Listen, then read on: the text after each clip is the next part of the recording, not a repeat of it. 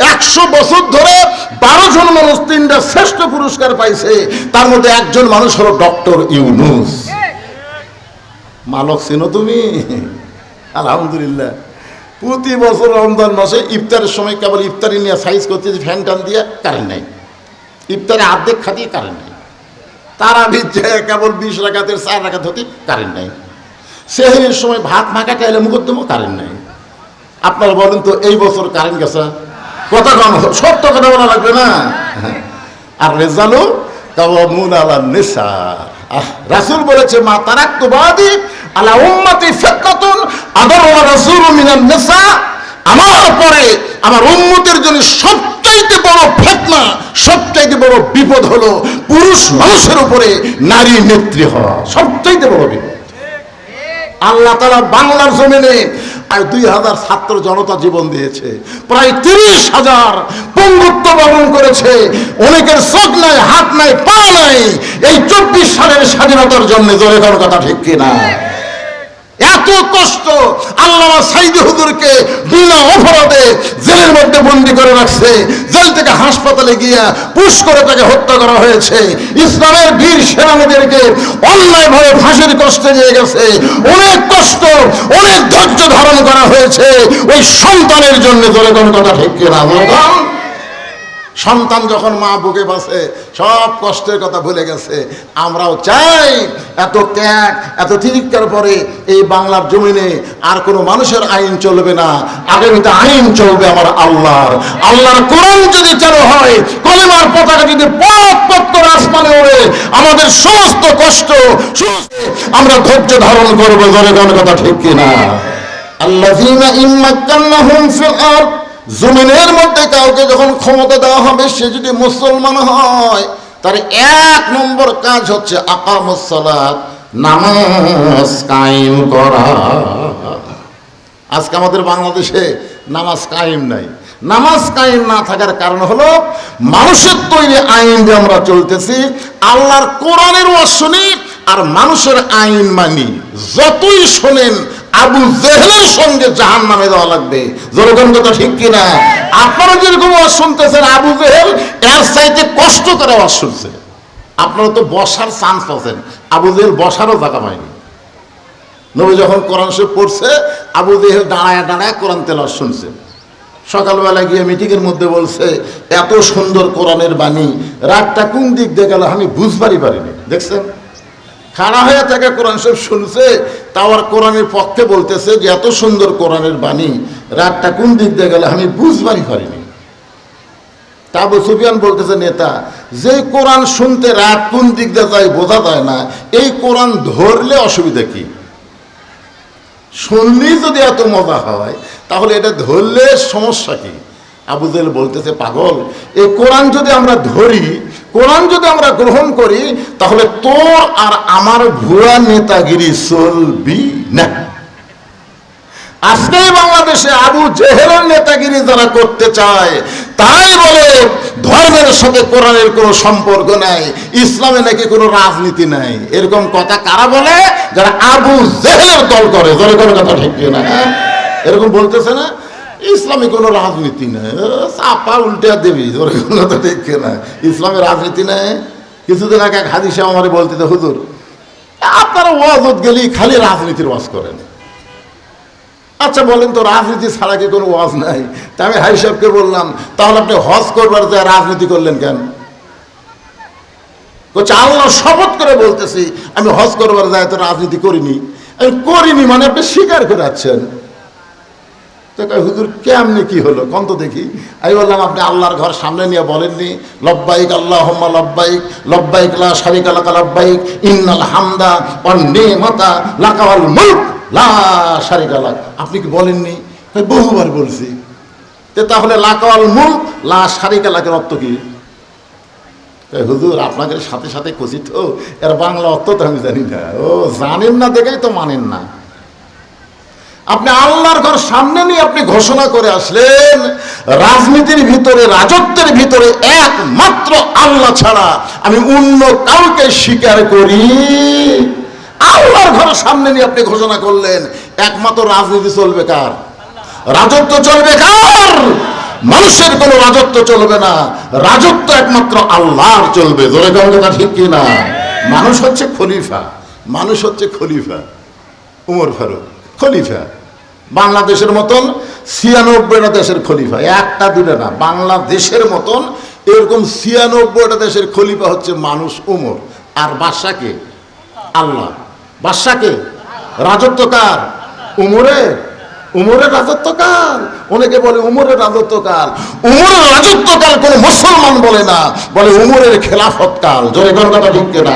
আপনারা বলেন তো রাজত্বকাল না খেলাফতকাল? খেলাফতকাল।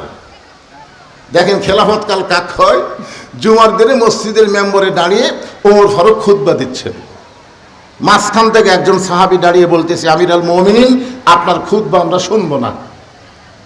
ওমর ফারুক বললেন, আমার খুতবা না শোনার পিছনে কারণ কি? বলে কারণ হলো আমাদেরকে খাটো পাঞ্জাবি দিয়ে আপনি লম্বা জুব্বা গাওয়াত দিয়ে খুতবা দিচ্ছেন, আমাদেরকে খাটো পাঞ্জাবি দিবেন আর আপনি লম্বা জুব্বা পরবেন। এই লম্বা জুব্বা কোথায় পালেন?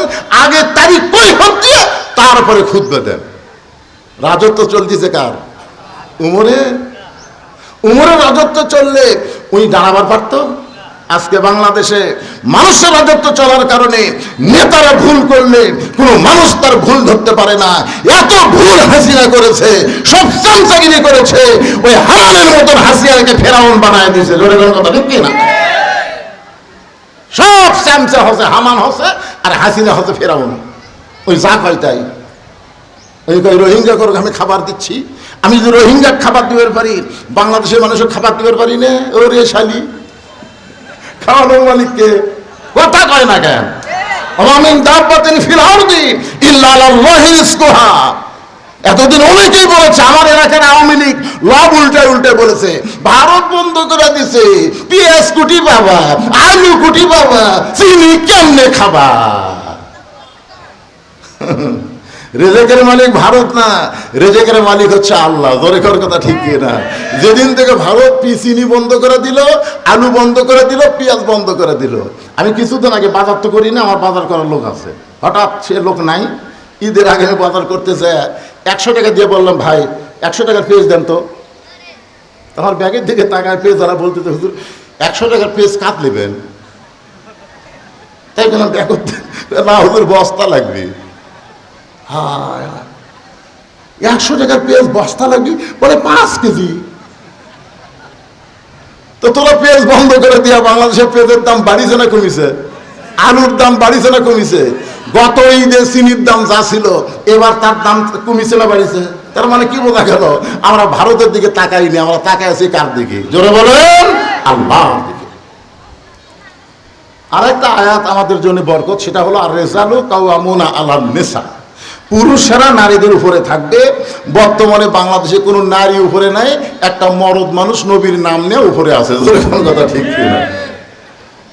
আমাকে একজন বলল, হুজুর ভারত যে হারে বাংলাদেশের বিরুদ্ধচারণ করতেছে, মনে হচ্ছে বাংলাদেশ আর থাকবে না। আমি বললাম, পাগল, একটা মাছ নবীকে হজম করবার পারেনি রে।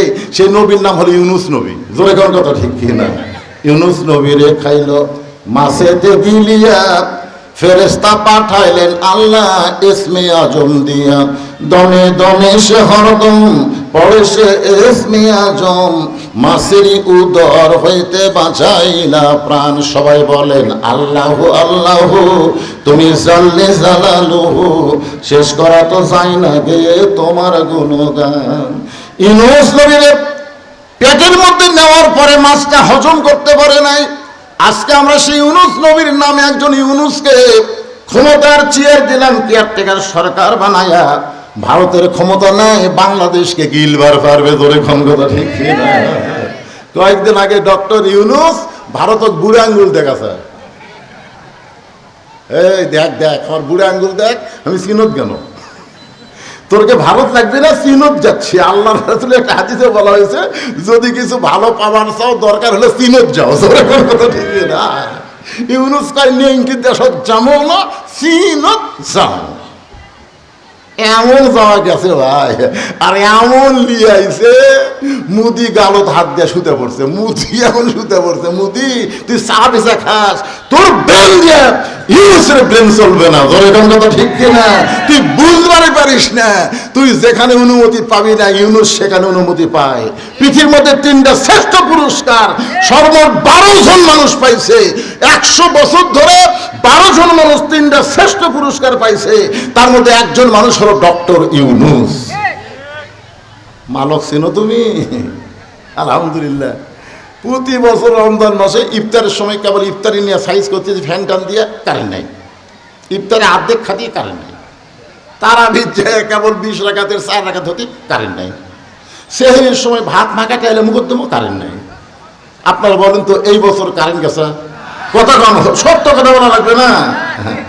আর রেজালু কাওয়ামুন আলা নিসা, রাসূল বলেছে মা তারাকতু বাদি আলা উম্মতি ফিতনাতুন আদারু রাসূলু মিনান নিসা, আমার পরে আমার উম্মতের জন্য সবচাইতে বড় ফিতনা, সবচাইতে বড় বিপদ হলো পুরুষ মানুষের উপরে নারী নেত্রী হওয়া, সবচাইতে বড় বিপদ।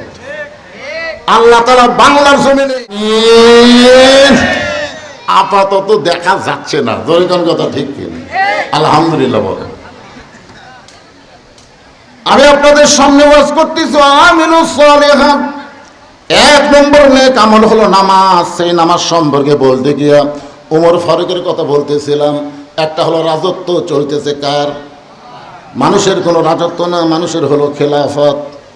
খেলাফত যখন চালু হবে, এত লম্বা জুব্বা কোথায় পাইলেন? যতক্ষণ জুব্বার খবর না দেবেন ততক্ষণ আমরা আপনার খুতবা শুনবো না। উমরের চোখ দিয়ে দরদর করে পানি পড়তেছে, আর মুখটা মুচকি মুচকি হাসতেছে। উমর ফারুকের চোখের মধ্যে পানি, মুখের মধ্যে হাসি। আপনারা বলেন তো, একই মানুষের 2 রূপ, চোখের মধ্যে কি, মুখের মধ্যে হাসি। হাসার কারণ কি জানেন? যে তোমার মতন সাহাবী যতদিন থাকবে ততদিন পর্যন্ত উমরের মতন মানুষকে ভুল করার কোনো সুযোগ থাকবে না। তার মানে লোকমা দিয়া উমর ফারুক বেজার হয়নি, মনে মনে খুশি হয়েছে। আল্লাহ তোমার আইন দিয়ে যখন রাষ্ট্র চলবে তখন নেতা যদি কোনো ভুল করে সাধারণ মানুষও ভুল ধরার সাহস পাবে, কারণ আইন কোনো মানুষের চলতেছে না, আইন চলতেছে কার? এমন সময় আব্দুল্লাহ ইবনে ওমর ফারুকের ছেলে বাবার পাশে দাঁড়ায় বলে, রে নবীর সাহাবীরা, তোমরা খাটো পাঞ্জাবি হলেও তো নতুন কাপড় পরে আজকে নামাজ পড়তে আইছো। আমার দিকে তাকায় দেখো, আমার পরে নতুন কোনো কাপড় নাই। উসমান গনি বলতেছে, আব্দুল্লাহ আজকে জুমার দিনে সবাই নতুন কাপড় পরলো, তুমি কেন নতুন কাপড় পরো নাই? আব্দুল্লাহ বলতেছে, আমি যদি আজকে নতুন কাপড় পরতাম তাহলে আমার বাবার জুব্বা তোমরা লম্বা পাইতা না। আমার অংশটুকু আমার বাবাকে গভীর রাত্রে দান করার পর বাবার অংশ আমার অংশ একত্র করে বাবা লম্বা জুব্বা বানায়, সেই জুব্বা পরে খুতবা দেয়। এখন বলো বাবার খুতবা শোনা যায় কি না যায়? সমস্ত সাহাবীরা চিল্লায় বলে, আল্লাহর কোরআন দিয়ে যখন রাষ্ট্র চলবে এমন ভালো মানুষকে মুসলমানেরা নেতা হিসাবে দেখতে পাবে। আমরা তো অনেক কিছুই দেখলাম, এখন আমরা একটা কথা বলি, ওলাই গোটা বাংলাদেশে আমি বলেছি সব দেখা হলো শেষ, আগামীতে দেখব আল্লাহর কোরআনের বাংলাদেশ। জোরে বলার কথা ঠিক কিনা? খালি ওয়াজ শুনলে হবে না ভাইজান। পুরুষ মানুষের জন্য 1 নম্বর হলো নামাজ। ওয়ামিলুস সালিহাত। নেক আমল মেয়েদের জন্য 1 নম্বর হলো পর্দা। খুব খেয়াল করবেন, পুরুষের জন্য 1 নম্বর কি, আর নারীদের জন্য যে চিল্লা চিল্লি যারা করতেছে এর জন্য 1 নম্বর কি, পর্দা। পর্দা যদি না থাকে মেয়েরা যতই নামাজ পড়ুক আল্লাহর দরবারে কবুল হবে না। পর্দা থাকা লাগবে, পর্দা। আমার মায়েদের বললাম যে আপনারা হইচই করেন না, এত নিকটে বসাচ্ছেন, খালি চিল্লা চিল্লি করতেছে, সব শোনা যাচ্ছে। আপনারা বলেন তো, মেয়েদের কথা পরপুরুষ শুনলে পর্দার খেলাফ হয় না? হয় না? পর্দার খেলাফ হয় না? তো ওরা যে চিল্লাচিল্লি। অন্দরমহল সম্পর্কে ইমাম গাজ্জালিকে বলা হয়েছে যে হুজুর অন্দরমহল মানে কি? ইমাম গাজ্জালি বললেন অন্দরমহল মানে কবর। এই গুরুত্বপূর্ণ কথা, অন্দরমহল মানে কি? তো ছাত্ররা কয় হুজুর অন্দরমহল মানে কবর, এটা আবার কেমন কথা?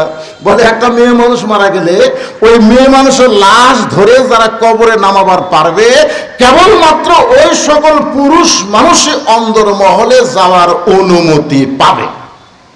এখন আপনারা বলেন যে একটা মেয়ে মানুষ মারা গেলে তার লাশ ধরে কারা কারা কবরে নামাবার পারে?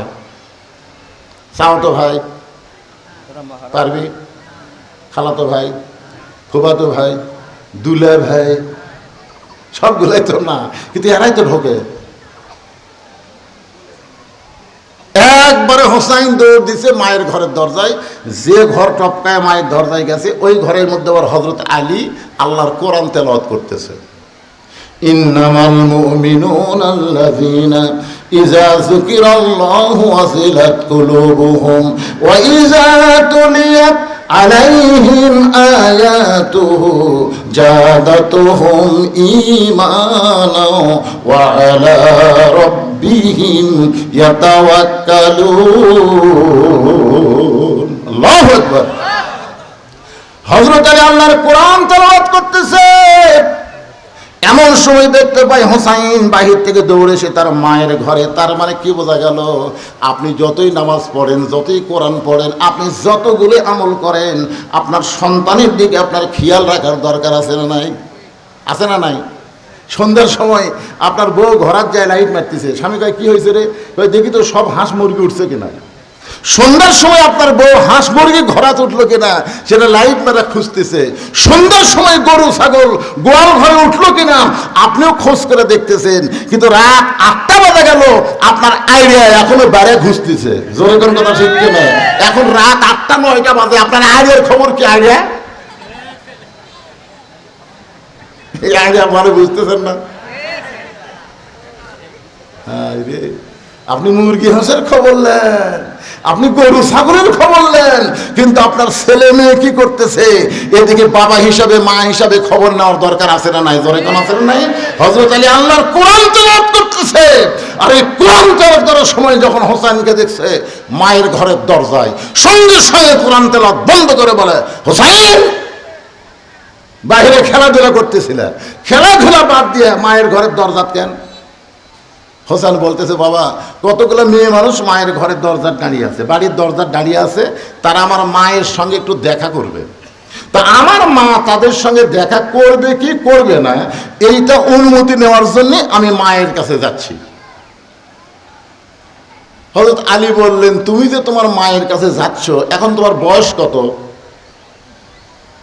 হোসেন বলতেছে, বাবা আমার বয়স কত আপনি ভালো জানেন, আমি জানি দেখেই তো তোকে আটকা দিলাম। কারণ সবসময় ছেলেরা মায়ের কাছে যাবার পারবে না, সবসময় বাবারা মেয়ের কাছেও যাইতে পারবে না। আপনি 3 বছর 4 বছর পর্যন্ত আপনার মেয়েকে বুকে নেন, আদর করেন, কোনো সমস্যা নাই। কিন্তু যেই 7 বছর বয়স হবে তখন আপনি কপালে চুমা খাওয়ার পারবেন, থুতুনিত খাওয়ার পারবেন, হাতে খাওয়ার পারবেন, কিন্তু মুখে আর খাইতে পারবেন না। আপনার মেয়ে যখন ঘরে থাকবে, মেয়ে যদি যুবতী হয়, আপনি বাবা মেয়ের ঘরে ঢুকতে পারবেন না। বাবা হয়ে ঢুকতে গেলেও মেয়ের অনুমতি নেওয়া লাগবে। জোরে কোন কথা ঠিক কি না? আপনার মা যদি ঘরে থাকে, আপনি ছেলে যখন তখন মায়ের ঘরে ঢুকতে পারবেন না, ঢুকতে গেলে মায়ের অনুমতি নেওয়া লাগবে। জোরে কোন কথা ঠিক কি না? ততক্ষণ পর্যন্ত অনুমতি নেওয়া লাগবে না যখন ছেলে মেয়েরা কিছু বোঝে না। এখন আপনি বলেন তো, আপনার বইয়ের কাছে যদি 4 বছরের একটা ছেলে ঘুম পাড়ে, আপনি ওই ছেলের সামনেই আপনার বউকে আদর করে পারবেন? যদি চেতন হয় না, হবি না। চলো আমরা অন্য ঘর যাই। এটা হাসির ওয়াজ মাত্র।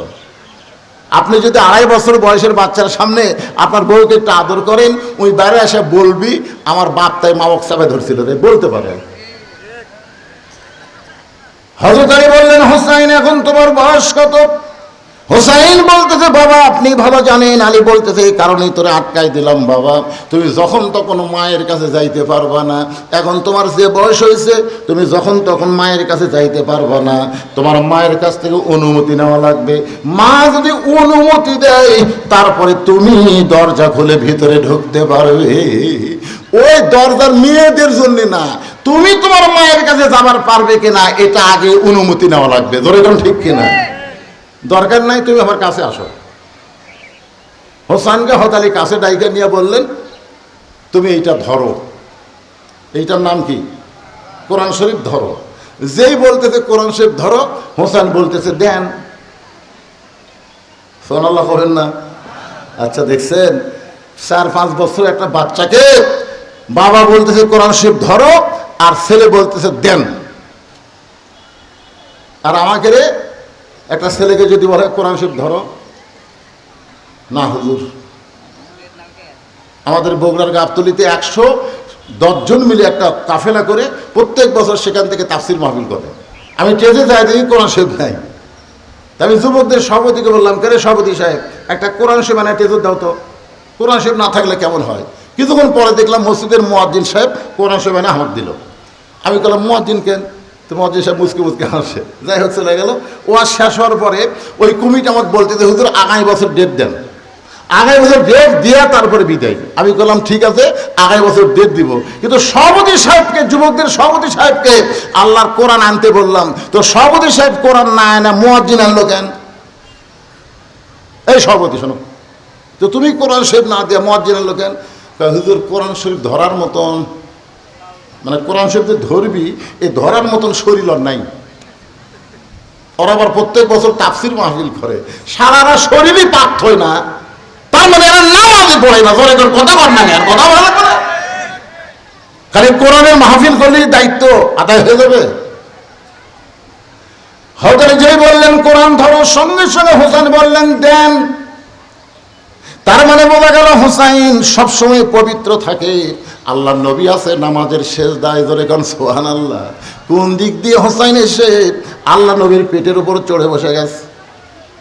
নামাজ শেষ করার পর হযরত ওমর বললেন, ইয়া রাসূলুল্লাহ, প্রথম রাকাতের প্রথম সেজদায় 3 বার সুবহান রাব্বিল আলা বলার পরেই আপনি সেজদা তুললেন, কিন্তু ওই প্রথম রাকাতের দ্বিতীয় সেজদা এত লম্বা দিলেন, আমরা 100 বারের বেশি সুবহান রাব্বিল আলা কইলাম, তারপরে আপনি সেজদা থেকে মাথা তুললেন। আপনি একই রাকাতের মধ্যে প্রথম সেজদা এত তাড়াতাড়ি, দ্বিতীয় সেজদা এত লম্বা করলেন কেন গো হুজুর? আমি ওমর সহ আমরা সব সাহাবী জানতে চাই। রাসূল বলেন, সাহাবীরা তোমরা জানো না, তোমরা যখন নামাজের সেজদায়, আমি নবীও যখন নামাজের সেজদায়, ওই সময় পবিত্র হোসাইন আমার পিঠের উপর চড়ে বসেছে। যতক্ষণ হোসাইন পিঠের উপর চড়ে বসেছিল, নামাজের মালিক আল্লাহ বলে, হাবিব আপনি আমার ভয়ে হোসাইনকে পিঠ থেকে নামাবেন না। আমি আল্লাহ হোসাইনকে এত ভালোবাসি, যতক্ষণ পিঠে থাকবে ততক্ষণ আপনি সেজদায় থাকবে। রাসূল কিন্তু বলেছে ওই পবিত্র হোসাইন। তার মানে কি বুঝলেন ভাইজান? আপনার ছোট বাচ্চাকে আপনি সবসময় পবিত্র হওয়ার শিক্ষা দিবেন, বুড়া হলে আর পবিত্র হবে না। এখন দেখবেন হোটেলে যায়, দেখবেন সব খাড়া হয়ে পেশাব করার, জোরে কোন ঠিক কিনা? যে কোনো হোটেলে, রাস্তার ধারে হোটেলে গাড়ি রেখে ব্রেক করে আপনি হুজুর মানুষ পেশাব করবেন? নাই, কোমর পর্যন্ত ব্যানাস আছে, বসার বুদ্ধি নেই। মানে আমাদের এমন একটা অবস্থা করতেছে আমাদের যুবকগুলো। হোসেনের হাতে হযরত আলী কোরআন শরীফ দিয়ে এবার ফাতেমার ঘরে ঢুকতেছেন।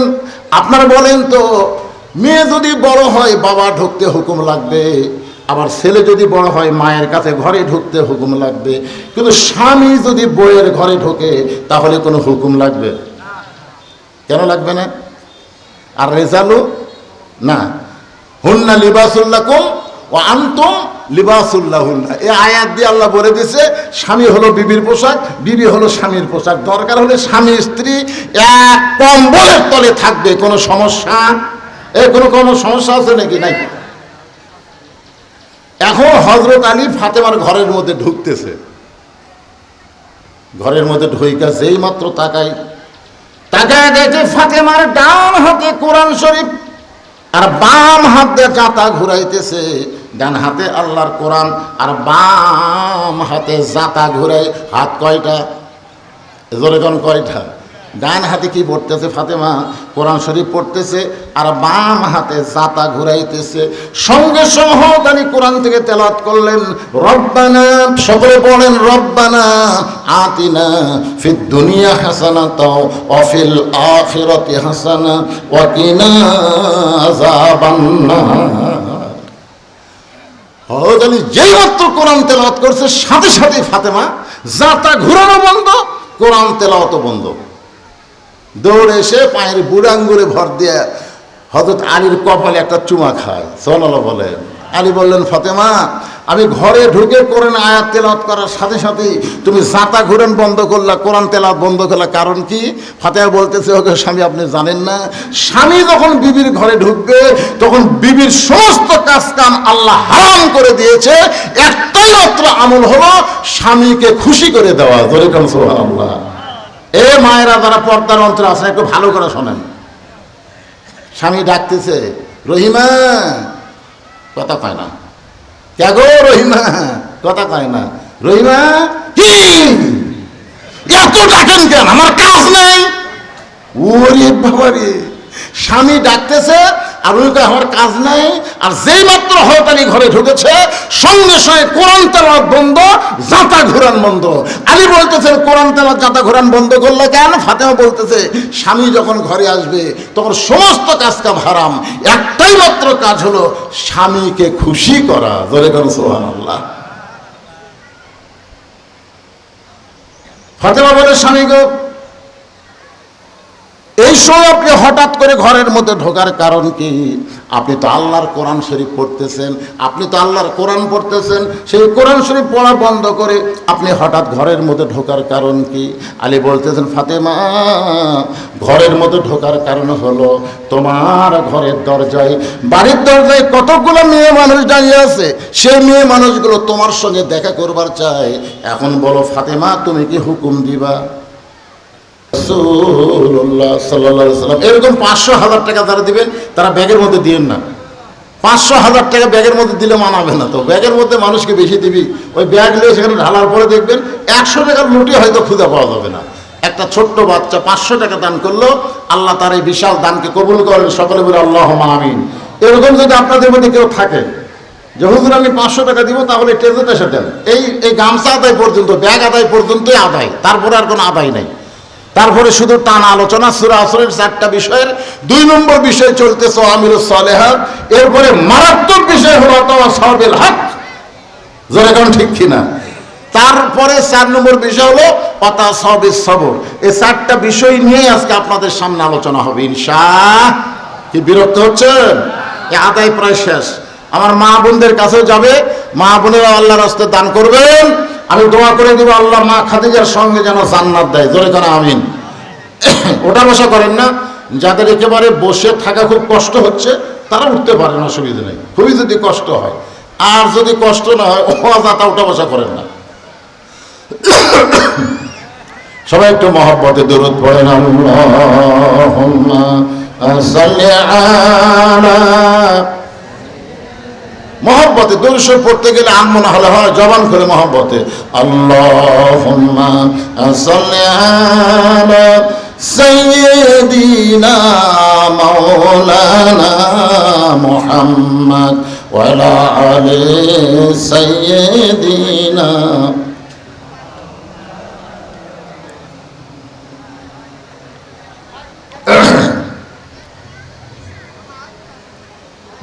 ফাতেমা বললেন, স্বামী গো, মেয়েরা যদি আমার সঙ্গে দেখা করবার চাই তাহলে আপনাকে কষ্ট করে পর্দার ব্যবস্থা করা লাগবে। কষ্ট করে কিসের ব্যবস্থা? এখন আপনার একটু হিসাব করে দেখেন তো, মেয়েরা মেয়েদের সঙ্গে দেখা করতে গেলে পর্দা করা লাগে? লাগে কেমনে? এতে এতগুলো মেয়ে মানুষ এক জায়গায় বসে আছে, সব কি ভিন্ন ভিন্ন পর্দা করে করে বসে আছে না এক জায়গায় বসে আছে? তো দরজার যেগুলো মেয়ে মানুষ দাঁড়ায় আছে তারা ফাতেমা তোমার সঙ্গে দেখা করবে। আর ফাতেমা বলতেছে, যদি মেয়েরা আমার সঙ্গে দেখা করতে চায় আপনাকে কষ্ট করে পর্দার ব্যবস্থা করা লাগবে। হযরত আলী মুস্কি মুস্কি হাসার বলে, ফাতেমা, ফাতেমা, মেয়েরা মেয়ের সঙ্গে দেখা করতে গেলে আমার পর্দা কি? এখন ফাতেমা বলতে, স্বামী গো, আপনি জ্ঞানের সম্রাট হবার পারেন, কিন্তু পর্দা বিষয়ে আমার চাইতে আপনি কম জানেন। আচ্ছা ঠিক আছে, সব দয়া হবে। এই কথাটা খেয়াল করছেন, হযরত আলী কিন্তু জ্ঞানের কি? জ্ঞানের ভান্ডার, জ্ঞানের সম্রাট। মানে এত জ্ঞান আল্লাহ তাকে দিয়েছিলেন, যার কারণে নবীর একটা হাদিস আছে, আনা মাদিনাতুল ইলমে ওয়া আলী বাবুহা, আমি হচ্ছে এলেমের শহর, আলী হচ্ছে তার দরওয়াজা। দেখেন সুবহানাল্লাহ। যখন কেউ কোনো বিপদের মধ্যে পড়তো সাহাবীরা আলীর কাছে আসতেন, তিনি সব কিছু সমাধা করে দিতেন। আল্লাহ তাকে এত জ্ঞান দিয়েছিলেন। আর ফাতেমা বলতেছে, আপনি জ্ঞানের সম্রাট হওয়ার পারেন, কিন্তু পর্দা বিষয়ে আমার চাইতে আপনি কম জানেন। আলী বলতেছেন, ফাতেমা পর্দা বিষয়ে তুমি কি জানো? ফাতেমা বলতে, স্বামী গো, যে কয়টা মেয়ে দরজায় দাঁড়িয়ে আছে আপনি কি তাদের চেনেন? যারা আমার সঙ্গে দেখা করবার চায় আপনি কি তাদের চেনেন? ফাতেমা কিন্তু একটা মারাত্মক প্রশ্ন করছে, যে কয়টা মেয়ে দরজায় দাঁড়িয়ে আছে আপনি কি তাদের চিনেন? আপনারা চিনেন? আপনাদের গ্রামের মধ্যে কার বউ কেমন আপনারা চিনেন? 5-7 জন যুবক মিলে গল্প করতেছে, আচ্ছা আমাদের পাড়ার মধ্যে সবচেয়ে সুন্দরী বউ কার? তখন এক ছেলে লব উল্টায় বলতেছে, আমি এ পর্যন্ত যতগুলো দেখছি তার মধ্যে উমুকের বউ সবচেয়ে সুন্দর। আপনার বলেন তো, এই গল্প কি সোয়াবের গল্প না পাপের গল্প? যে তুমি এ পর্যন্ত যে কয়টা দেখছে, তার মানে এই যুবক, এই তুমি এ পর্যন্ত যে কয়টা দেখছে তার মানে কি? কুল্লিল মুমিনিনা ইয়াগুদ্দু মিন আবসারিহিম, প্রকৃত মুমিন যারা হবে তারা কোনদিন কারো বইয়ের দিকে তাকাবে না, তাদের নজর থাকবে নিচের দিকে। জোরে কথা ঠিক কি না? আর যে বলতেছে আমার দেখা পর্যন্ত উমুকের বউ সবচাইতে সুন্দরী বেশি, তাহলে উমুকের খবর কি? যার বউ সবচাইতে সুন্দরী গোটা পাড়ার লোক জানে, ওই মরদের খবর কি? আমার কথা কি বুঝতে পারতেছেন না? আপনার বউ যে সবচেয়ে সুন্দরী গ্রামের লোকজন জানে, আপনার খবর কি? নিজের বউ নিজে সযত্নে রাখবেন সেটাও পারেন না। কি কন? নিজের বউ নিজের যত্নে রাখার দরকার আছে না? আছে। হ্যাঁ, খুব খেয়াল করেন।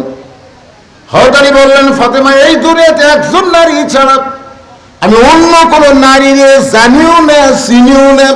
একজনকেই চিনি, সে হলো আমার কলিজার টুকরা, আমার মহব্বতের বিবি, নাম হলো ফাতেমা। সাল্লাল্লাহু।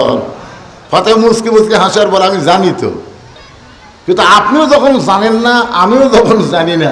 আচ্ছা, ওই দরজার মেয়েদের মধ্যে কোনো মেয়ে যদি বেপরদা হয়, যে কয়টা মেয়ে ফাতেমার সঙ্গে দেখা করবার আইছে সবগুলাই ভালো, কিন্তু কোন মেয়ে যদি বেপরদা হয়, বেপরদা নারী যারা শয়তানের যানবাহন তারা। সবাই বলা লাগবে, আমি যেই বলবো বেপরদা নারী যারা, আপনার বলবেন শয়তানের যানবাহন তারা। বলতে পারবেন না? মেয়েগুলো শুনুন, বেপরদা নারী যারা, আমি এখানে ওয়াজ করতেছি, ওইগুলো আবার চায়ে থেকে দেখতেছি, এখানে এটি ওয়াজ হচ্ছে, এটি আমার হায় হায় রে, এরা হুজুরের তাকে সারবি রে। এই মাহফিল কমিটির ছেলে বেরো কোথায়? আর কম হয়, সবই কম হয়। আপনারা আমার সাথে একটু হোহা করা লাগবে না? আমি যেই বলবো বেপরদা নারী যারা, আপনার বলবেন শয়তানের যানবাহন। শয়তানের যানবাহন কিন্তু বেপরদা নারী। আপনাদের গিরার মধ্যে শয়তান ঢুকতে চাইলে কোন মরদের মাধ্যমে ঢুকবে না, ঢুকবে বেপরদা নারীর মাধ্যমে। জোরে কথা ঠিক কিনা? জান্নাতের মধ্যে শয়তান ঢুকেছে মা হাওয়া যখন বেপরদা হয়ে গন্ধম গাছের দিকে তাকাছে। জোরে কথা ঠিক কিনা? যখন আল্লাহ বললেন ওয়ালা তাকরাবু হাযিহিশ শাজারা ফাতাকুনা মিনাজ জালিমিন, ওই গাছের কাছে যাও না, গেলেই জালিম হবা, সেই গাছের দিকে আর তাকানোই জায়েজ নাই। জোরে কথা ঠিক কিনা? আদম কি তাকাছে? তাকাছে কে? যেই তাকাছে তখন শয়তানকে এইবারে তুই তাকালো মানে তোর মধ্যেই আমার ঢোকা লাগবে। একের আইসা এমন ভাবে প্ররোচনা দিল, মা হাওয়াও বাড়ালো, আদমও বাড়ান লাগলো। আদম আলাইহিস সালাম এক সময় আফসোস করে বলছে, আল্লাহ আপনি হিসাব করে দেখেন, আমার কোনো দোষ নাই, আপনি হিসাব করে দেখেন, আমি গন্ধম গাছের কাছে যাইনি, গন্ধম ফল আমি খাইনি, শরবতের মধ্যে গন্ধম আমারে খাওয়াইছে, এটা জানার পরে আমি ডান হাত মুখের মধ্যে ঢুকে দিয়ে আমি রক্ত বমি করেছি, এরপরেও বলেন তো আল্লাহ আমার দোষ কোথায়? আল্লাহ বলে, আদম আসলেই তোমার দোষ নাই, আসলেই তোমার দোষ নাই, আমিও জানি, কিন্তু হাওয়া তোমার কে হয়? আদম বলে, হাওয়া তোমার বউ হয়। আল্লাহ কয়, আদম হাওয়া তোমার কে হয়? আমার বউ হয়। আল্লাহ কয়, আদম হাওয়া তোমার কে হয়? একই প্রশ্ন বারবার করেন, হাওয়া আমার বউ হয়। আল্লাহ কয় কে রে আদম? পরপর 3 বার বললাম হাওয়া তোমার কে হয়? প্রত্যেকবারই বললাম হাওয়া আমার বউ হয়। তো তোমার বউ কি করবে তুমি খেয়াল করবে না? তুমি যদি ঠিক মতো খেয়াল করতে তাহলে ওই গন্ধম গাছের কাছে যাওয়ার পারতো? খেয়াল করনি। তুমি খেয়াল করো না দেখেই তো তোমার বউ স্টার জলসা জি বাংলা দেখতেছে। তুমি খেয়াল করো না বলেই তো তোমার বউ গোটা পাড়া ঘুরতেছে। জোরে কোন কথা ঠিক না? তো আমার বউ কি করতেছে আমি স্বামী হিসেবে খেয়াল করার দরকার আছে না নাই? এ বেখেয়াল হওয়ার কারণেই তো এরা পর্দার ভিতর থেকে বাইরে হয়ে বক্তাক দেখতেছে।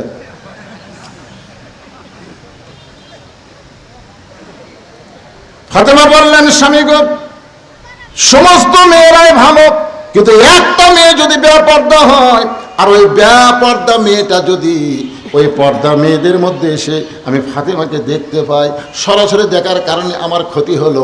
ওই বেপর্দা নারী কোনো পর পুরুষের কাছে গিয়ে বলবে ফাতেমার চোখের সাইজ এইরকম, ফাতেমার ভুরুর সাইজ এইরকম, ফাতেমার গায়ের রং এরকম।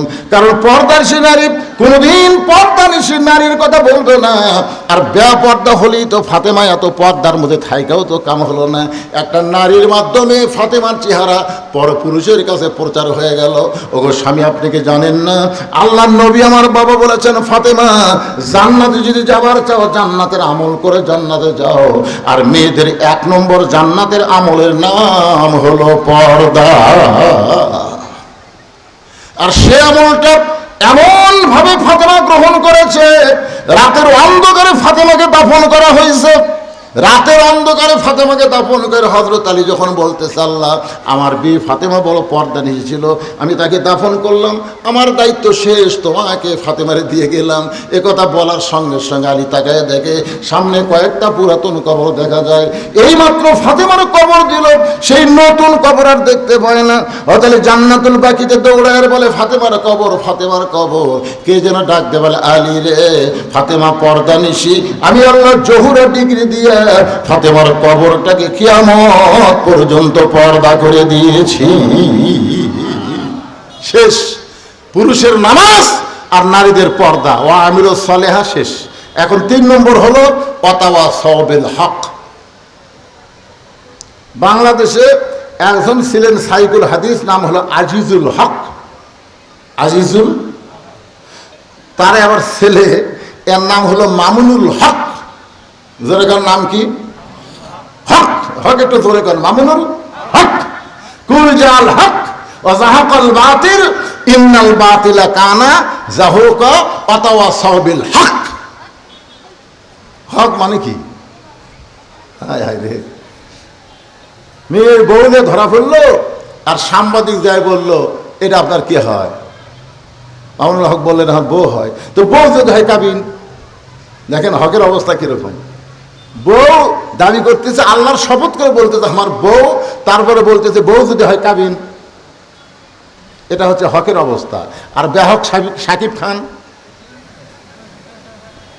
ওই যে কখন বিয়ে করলো কখন আর সোল হলো, আমাদের বউরার রহু বিশ্বাস একে সোলকে নিয়ে এসে সাংবাদিক সম্মেলন করতেছে আর কান দিচ্ছে। সবাই জিজ্ঞাসা করে এরা কে হয়? এরা শাকিব খানের ছেলে, আমার পেটের থেকে মারা ছেলে। একটা সাংবাদিক বললো না যে কাবিন। কিছুদিন পরে বুবলি এসে বলতেছে ওই শাকিব খান আমাকে সন্তান নিয়ে সাংবাদিক সম্মেলন করলো। দেখছেন বেহকের অবস্থা দেখলেন? একটা সাংবাদিকও গেল না, কবে বিয়ে হলো কাবিন কোথায় কেউ প্রশ্ন করলো না। আর হককে প্রশ্ন করে বউ যদি আপনার হয় কাবিন কোথায়? وَلَنَبْلُوَنَّكُمْ بِشَيْءٍ مِّنَ الْخَوْفِ وَالْجُوعِ وَنَقْصٍ مِّنَ الْأَمْوَالِ وَالْأَنفُسِ وَالثَّمَرَاتِ وَبَشِّرِ পর্যন্ত বাচ্চা হয়নি, ওই কি প্রসব বেদনা বুঝবি? কতক্ষণ বুঝবি? কিন্তু এইবার বাচ্চা হবে, এইবার বাচ্চা হবে, এইবারই বুঝবে মা হওয়ার ঠেলা কি। আমরা ছোটবেলায় গান শুনছিলাম, কি বলবো প্রসবের কথা, মা বিনে সেই ব্যথা কেউ তো বুঝিবে না। মাজন থেকে আর সন্তানের দায়, ওয়াকালে মা মারা যায়, কেন সে মায়ের ভক্তি করো না। এমন দরদি ভবে কেউ হবে না আমার মা গো।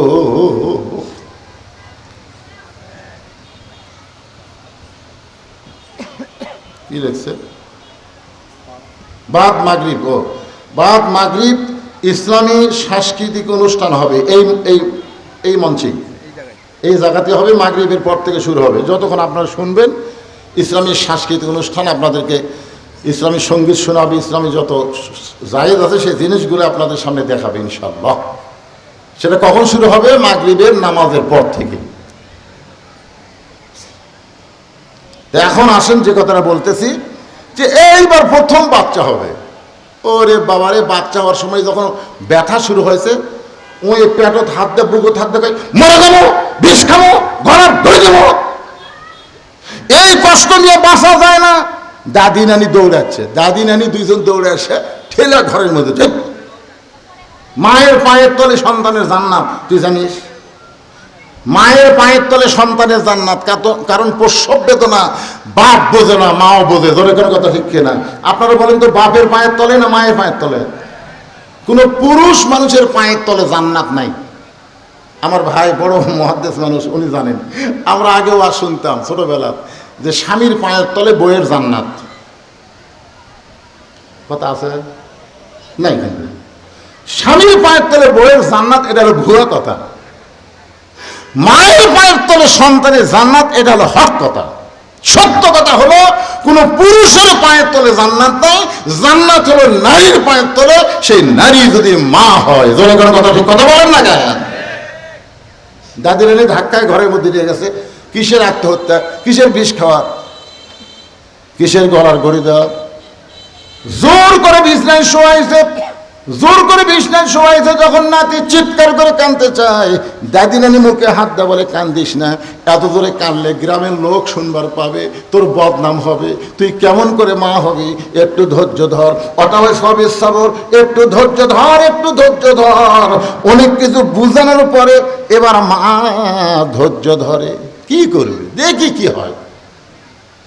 ঢাই মাসে যখন বাচ্চা টানতেছে, এমন সময় মা বিশ্বের যন্ত্রণা, মানে দাঁতের উপর দাঁত দেয়, ই করতেছে। দাদি নানি বলতেছে, জোরে করিস না, ই কর, কিন্তু জোরে করিস না।